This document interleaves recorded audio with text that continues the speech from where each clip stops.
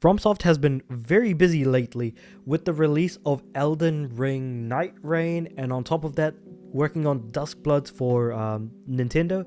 FromSoft is apparently working on an unannounced game that could release next year in 2026. The Elden Ring studio is working on at least one or more titles alongside Duskbloods, it's claimed, and keeping in mind that they're still technically working on Elden Ring Nightreign, given that it's an ongoing title that is multiplayer, that's basically a live service in their eyes, and so they're going to keep updating the title as time goes on. That should probably not surprise anyone. That being said, a lot of people on the internet have been talking about the potential return of Bloodborne, but the problem is that Sony owns the IP to Bloodborne, so I'm not going to talk too much in that space. And at the same time, the director of the Dark Souls games did say, hey, Dark Souls 1, 2, 3, those games are those games, that basically Dark Souls 3 felt like a finality to that whole franchise. So what do we have left? Well, we've got Sekiro, that's another one. Is it possible that it could be another Elden Ring title? We don't really know that, but those are the only other two things I could think of, is Sekiro and Elden Ring related. Unless there's another Duskbloods thing that they're working on, but I feel like Duskbloods is going to remain a Nintendo exclusive here on out. But we'll have to kind of wait and see how that game turns up. But basically, according to MP First, which is claims that the Japanese developer has a game codenamed FMC at advanced stages of production. So basically suggesting that they're pretty, deep into development alongside upcoming Switch 2 title, the Duskbloods, and Elden Ring Nightreign's post-launch support. So that's kind of what I'm thinking of, was that post-launch support. According to the publication, which I've never really heard of them, so who knows, the unannounced game is likely to release no later than next year. Okay, I'm going to pose a question right here and now for anyone watching this. Let me know in the comments below. Do you guys actually think that they're working on a new IP? Do you think they're working on an already existing IP? What kind of game do you think it is? Do you think it's going to be single player? Do you think it's going to be multiplayer? Because it's clear that what the guys from FromSoft are doing. Oh, and how could I forget Armored Core as well. They've done Armored Core as well, so it could be another Armored Core game for all we know. So I guess it really does go to show that FromSoft have been incredibly busy these last 5 or so years, starting up all of these projects and just being able to kind of really get through them. So I am interested to seeing how all of this is ultimately going to pan out, because there's a lot going on just in regards to that alone. So yeah, but basically, the unannounced game is likely to release no later than next year.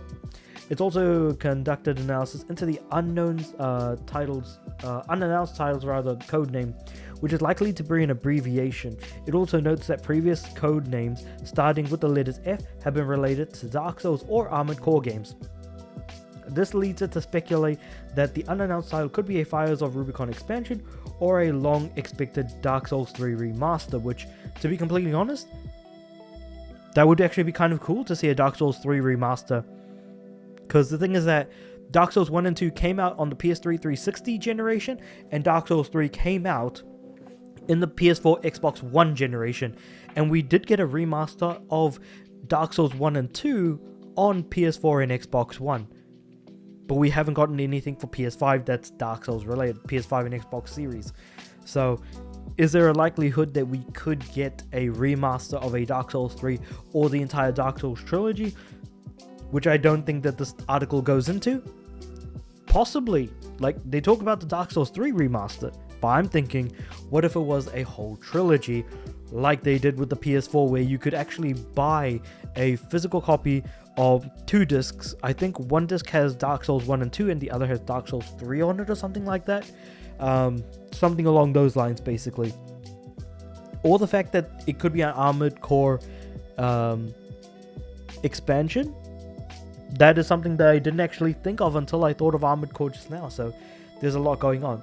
Hidetaka Miyazaki has claimed that recently announced Switch 2 exclusive to Duskbloods doesn't mean that FromSoft is moving away from traditional single-player games, because when we learned about the Duskbloods being a multiplayer-only Switch title, I thought to myself, there's no way, because like the thing is that basically what's happening is that FromSoft are moving more into multiplayer with stuff like Duskbloods and Elden Ring Nightreign recently coming out, which are their last two titles of recent note. And then before that, we of course got Elden Ring, of course. So I hope that they do remain steadfast in their ability to continue making single-player games, because they do make some very, very good ones. Let's see. So Miyazaki said, "I've always found that PvE structure very interesting. It allows for a broad range of game design ideas, while letting us leverage our experience of designing challenging enemy encounters," Miyazaki said. As a side note, please allow me to address one thing. As previously mentioned, this is an online multiplayer title at its core, but that doesn't mean that we, as a company, have decided to shift to a more multiplayer-focused direction moving forward, which is very nice to know. There's also a Switch 2 version of Elden Ring, so there's that as well. So they are very much still sticking to their single-player roots to some extent, just branching out into the multiplayer space. So I am curious to hear if you guys think that that's also a good direction for them to go into. But for me personally, I kind of wish they stuck with the single-player space, to be honest. Like, the multiplayer space can have some really cool things in it, but at the same time, when you take something that is primarily known to be single player and to do well in single player and shift that into a multiplayer space, it really doesn't really do much. So creating a brand new IP like the Duskbloods and creating that with a multiplayer focus seems like a significantly better path to take. That being said though, let me know what you guys think about all of this in the comments below. Like the video if you liked it, subscribe to the channel. I'm aiming for 500 subs by the end of the year, and with all that being said, I do upload every day, so I'll see you guys tomorrow.